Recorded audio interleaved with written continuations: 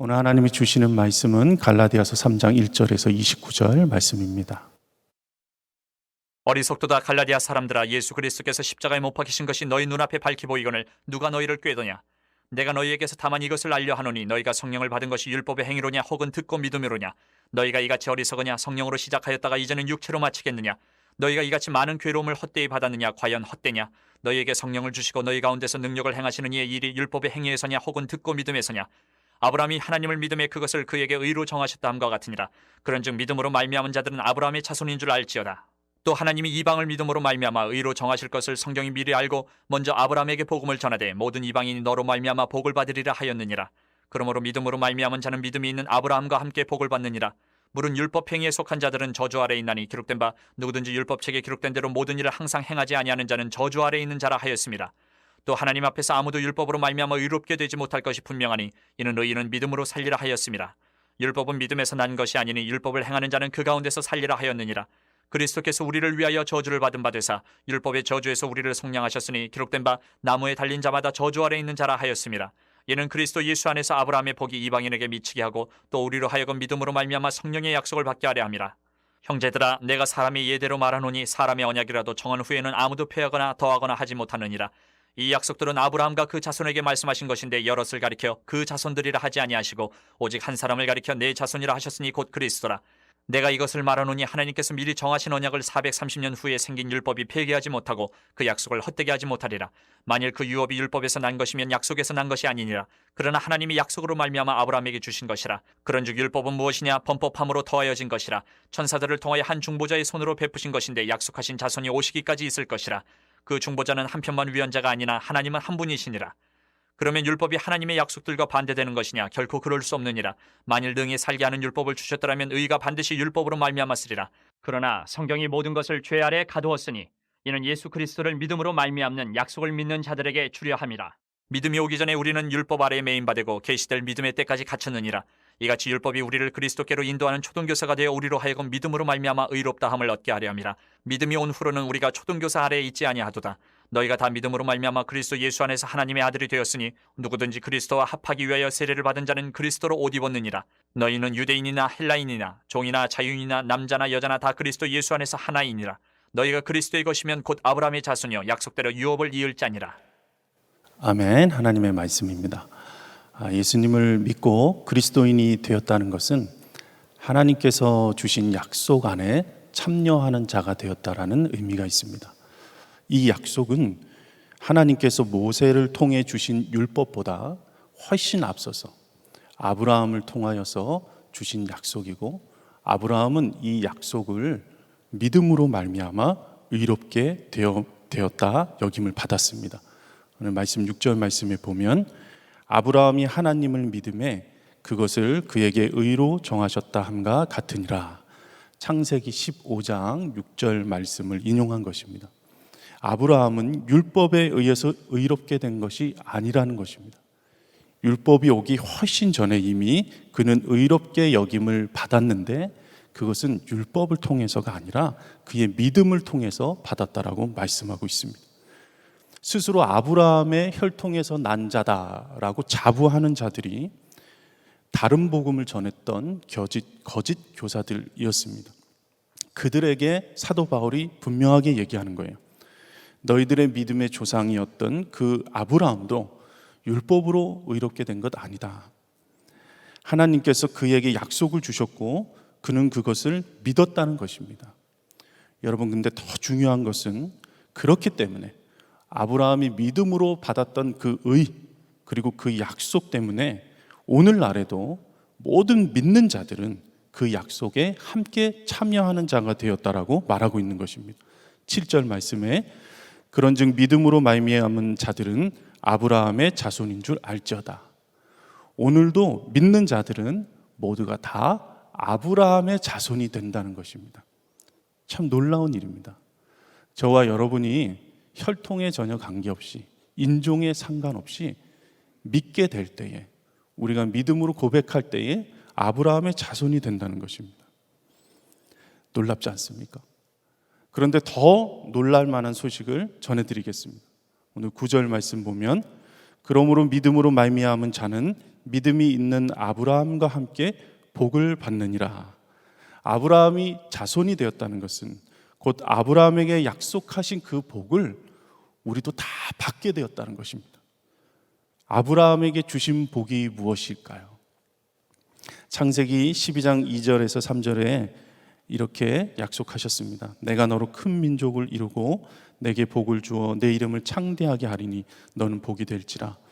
너를 축복하는 자에게는 내가 복을 내리고 너를 저주하는 자에게는 내가 저주하리니 땅의 모든 족속이 너로 말미암아 복을 얻을 것이라 하신지라. 복 받는 것이 너무너무 여러분 감동이 되시고 좋으십니까? 그런데 아브라함에게 주셨던 그 복이 우리가 생각하는 그 복과는 조금 다를 수 있습니다. 그래서 아브라함에게 주셨던 그 복에 대해서 조금 설명을 드리려고 합니다. 하나님께서 아브라함에게 복을 주신 것은 물질이 많아지고 잘 살게 되고 무병장수하는 복이 아닐 수도 있습니다. 아브라함에게 무엇을 더해줘서 주는 복이 아니라 오히려 아브라함 자신이 복이 되게 하시고자 하는 하나님의 뜻이 있었던 것입니다. 아브라함이 만약에 그가 받은 복이 아주 잘 살고 그리고 풍요한 복이었다면 갈대아 우르와 하란을 떠나서는 안 됐습니다. 왜냐하면 당시 가장 풍요한 땅이 그 땅이었기 때문에, 그리고 가장 발달한 도시 문명을 가진 국가, 그곳에서 아브라함이 떠날 이유가 아무것도 없었습니다. 만약에 아브라함이 받은 복이 부동산의 복이었거나 좋은 학군으로 보내줬거나 그리고 부자가 되는 복이었다면 아브라함이 롯에게 땅을 양보할 이유가 없었습니다. 그렇게 해서는 안 됐었습니다.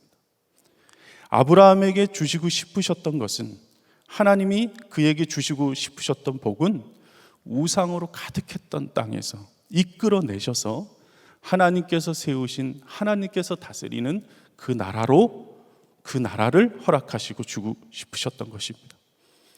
그의 혈통을 따라서 한 분 예수 그리스도가 이 땅 가운데 오셔서 중보자가 되셔서 구원을 하시는 그 놀라운 나라로 인도하시는 복, 예수 그리스도로 인하여서 이루어지는 완성된 그 하나님의 나라를 그에게 약속하신 것입니다. 그런데 중요한 것은 그 복을 하나님께서 주시려면 먼저 떠나게 하셔야 된다는 것입니다. 그동안 잘못 뿌리 내리고 있었던 곳에서 하나님이 뽑아서 하나님만 바라볼 수 없는 곳으로 다시 심으셔야 하는 과정이 필요한 것이죠. 그래서 때로는 하나님이 복을 주시기 위해서는 먼저 하나님이 뺏어가야 할 때가 있는 것입니다.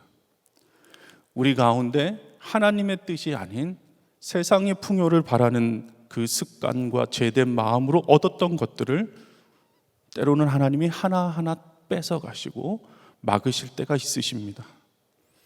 그래서 믿음의 여정 가운데는 정말 이해할 수 없는 아픔이 찾아오기도 하고 내가 이해할 수 없는 고통이 찾아오기도 합니다. 하나님은 마침내 우리 자신을 복이 되게 하실 그런 과정들이 있으시다는 것입니다. 왜 그렇게 하셔야 할까요? 왜 하나님은 우리 자신이 복이 되게 만드셔야 할까요? 많은 것을 받아서 받는 복은 다 쓰고 나면 없어질 수밖에 없지만, 그러나 우리 자신이 복이 된다면 많은 이방인들을 살리고 내 주변을 살리고 내 가정을 살릴 수 있기 때문에 그렇습니다. 14절 말씀에 이는 그리스도 예수 안에서 아브라함의 복이 이방인에게 미치게 하고 또 우리로 하여금 믿음으로 말미암아 성령의 약속을 받게 하려 함이라. 하나님께서 우리를 통하여서 우리 주변에 속한 모든 이들을, 그리고 이방인들을, 열방에 있는 모든 자들을 구원하셔야 하기 때문에 반드시 우리를 복되게 하셔야 됩니다. 하나님 그렇게 하실 것입니다. 그런데 이 복이 그러면 구체적으로 무엇일까요? 대체 어떤 복을 받는 것일까요? 말씀 가운데 세 가지 복에 대해서 이야기하십니다. 26절 말씀, 너희가 다 믿음으로 말미암아 그리스도 예수 안에서 하나님의 아들이 되었으니. 우리가 받는 첫 번째 복이 무엇이냐면 하나님의 아들이 되는 복입니다. 여러분, 우리는 하나님의 나라에서 종으로만 살아도 과분한 것이죠.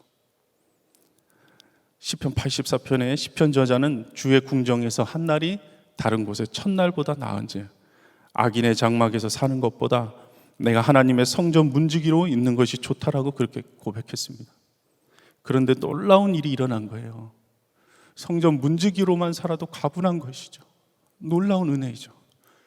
근데 그런 나를 어느 날 아들이 되었다 여겨주신다는 거예요.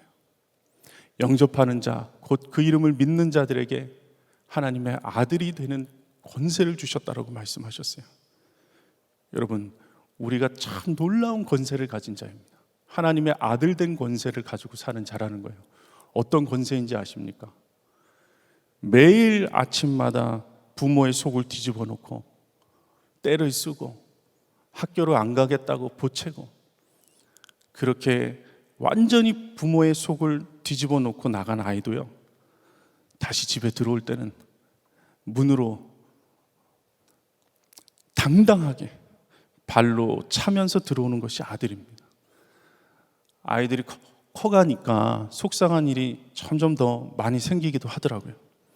화가 날 때마다 저와 저희 아내가 아이들에게 가장 많이 하는 말 중에 하나가, 너 그렇게 네 마음대로 살려면 집 나가라고, 나가서 혼자 살라고 그렇게 이야기를 해요. 그런데 그런 애들이 아직도 쫓겨나지 않고 지금 이 시간에도 집에서 잘 자고 있습니다. 엄청난 권세를 누리면서 우리가 사는 거예요. 우리가 하나님의 자녀된 그 복을 누리고 있다는 것입니다. 그런데 더 놀라운 것은 하나님의 자녀 됐을 뿐만 아니라 하나님의 자녀로 매일같이 살리시고 입히신다는 약속이에요. 27절, 누구든지 그리스도와 합하기 위하여 세례를 받은 자는 그리스도로 옷 입었느니라. 그리스도로 옷을 입혀주신다는 거예요. 주님이 나아서 나를 자녀 삼으신 것도 너무나 놀라운 은혜인데 그 자녀를 날마다 먹이시고 입히시겠다는 거예요. 그리스도로 옷 입었다는 뜻은 먼저는 수치를 가려주시겠다는 이야기입니다.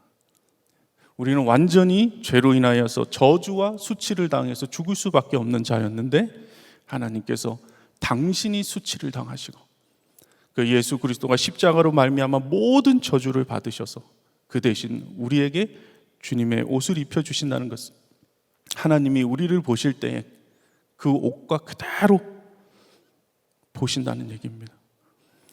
예수님을 사랑하신 그 큰 사랑으로 우리에게 주시겠다는 약속이에요. 그러니까 매일매일 같이 먹이시고 입히시겠다는 뜻입니다. 옷만 주시는 것이 아니라 길러주시겠다는 거예요. 마태복음 6장 25절 28절, 그러므로 내가 너희에게 이르노니 목숨을 위하여 무엇을 먹을까 무엇을 마실까 몸을 위하여 무엇을 입을까 염려하지 말라. 목숨이 음식보다 중하지 아니하며 몸이 의복보다 중하지 아니하냐. 또 너희가 어찌 의복을 위하여 염려하느냐. 들의 백합화가 어떻게 자라는가 생각하여 보라. 수고도 아니하고 길쌈도 아니하느니라.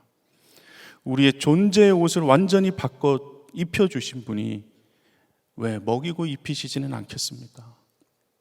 그러면 우리는 어떻게 살아야 될까? 마태복음 6장 33절에 분명하게 이야기합니다. 그런즉 너희는 먼저 그의 나라와 그의 의를 구하라. 그리하면 이 모든 것을 너희에게 더하시리라. 먼저 그의 나라와 그의 일을 구하는 거예요. 이 삶을 매 순간 계속해서 살아가는 것입니다. 오늘 눈을 떴을 때 먼저 무엇 할까요? 내일 일을 염려하느라고 하루를 보내지 말고 지금 이 순간에 내게 허락하신 그 뜻을 먼저 구해보라는 거예요. 모든 순간 그렇게 하라는 겁니다. 여러분, 우리가 하는 기도에 있어서 대부분의 기도는 내일을 염려하는 기도가 많습니다. 그런데 그 기도에 큰 함정이 있을 수 있다는 거예요.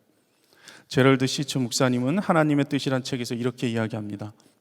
우리는 날마다 내리는 작고 사소해 보이는 결정 대신 미래에 중요해 보이는 결정에만 마음을 쏟게 되는 경우가 많다. 예를 들어 우리는 대학이나 직장이나 배우자를 고를 때면 장시간 심사숙고한다. 그러나 TV를 너무 많이 본다든지 전화통화가 너무 잦다든지 자녀를 칭찬하는 일이 거의 없다는 것 따위는 별로 신경 쓰지 않는다. 하지만 날마다 내리는 작은 선택이 누적되면 미래에 대해 내리는 큰 선택의 의미보다 훨씬 큰 영향을 미칠 때가 종종 있다. 여러분 잘 살펴보셔야 합니다. 미래의 어떤 중요한 일에는 엄청나게 염려하고 기도하고 하나님의 뜻을 구합니다. 하나님의 뜻을 알려주면 내가 순종하겠다고 얘기하는 거예요. 근데 이상합니다. 지금 오늘 나에게 주어진 사람들이 있고 지금 나에게 주어진 일이 있고 매일매일 순간순간 나에게 주어진 시간들이 있는데 그 시간 속에서 하나님의 뜻을 구하는 것은 굉장히 소홀히 여길 때가 많다는 것을 깨닫게 됐어요. 위험한 상태라는 거예요. 주님 알려달라고, 보여달라고, 어떻게 해야 될지 말씀해 달라고, 그러면 내가 순종하겠다고 얘기는 하는데 이미 알려주신 뜻은 전혀 관심이 없는 거예요. 이미 보내주신 사람들에게는 관심이 없는 겁니다. 정말 하나님의 뜻을 알고 싶어서 이렇게 기도하는 것일까? 아닐 수 있다는 거예요. 내가 통제할 수 없는 미래의 일을 통제하고 싶은 욕심일 수 있다는 겁니다. 사람들은요, 미래를 알고 싶어 하는 욕망이 그치지 않고 이어져 왔어요. 그래서 점쟁이를 찾아가고 예언자를 찾아가고 무당을 찾는 것입니다. 지금 현재 나에게 주어진 뜻에는 관심이 없이 그저 미래의 일만 알려달라고 하는 그 상태, 그게 예수님을 무당으로 만드는 일과 같을 수 있다는 거예요. 똑같다는 것입니다. 얼마나 어리석습니까? 1절 말씀, 어리석도다 갈라디아 사람들아, 예수 그리스도께서 십자가에서 못 박히신 것이 너희 눈앞에 밝히 보이거늘 누가 너희를 꾀더냐. 제르드 시처 목사님 하나님 뜻에 분명하게 이렇게 얘기해요. 하나님의 뜻은 지금 내가 있는 바로 이곳에서 하나님을 위해 사는 것이다 라고 말씀하는 거예요. 제가 하나님의 뜻을 분명하게 말씀드리겠습니다. 지금 여러분이 있는 그곳에서 하나님을 위해 사십시오. 오늘 주어진 자리에서 하나님을 위해 사는 것이 무엇인지 깨달아 알아 그대로 순종하십시오. 그래서 마태복음 5장 34절에는 그러므로 내일 일을 염려하지 말라. 내일 일은 내일이 염려할 것이요 한날의 괴로움은 그날의 족하다. 그렇게 말씀하십니다. 먼저 하나님의 나라와 의를 구하는 삶이 무엇입니까? 우리에게 주어진 가정에서 자녀들을 보십시오. 어떻게 말해야 할지 주님의 뜻대로 주님이 주신 마음으로 이야기하십시오. 교회와 속회에서 주어진 자리에서 하나님의 뜻이 너무나 분명합니다. 하나님이 숨기신 것 없습니다. 말씀을 통해서 계속해서 이야기하십니다. 용서하라 하시고 사랑하라 하시고 인내하라 하시고 절제하라 하십니다. 너무 많이 주셨습니다. 근데 매일같이 떠날 생각만 하고 순종하지 않으니 이게 얼마나 어리석은 일입니까?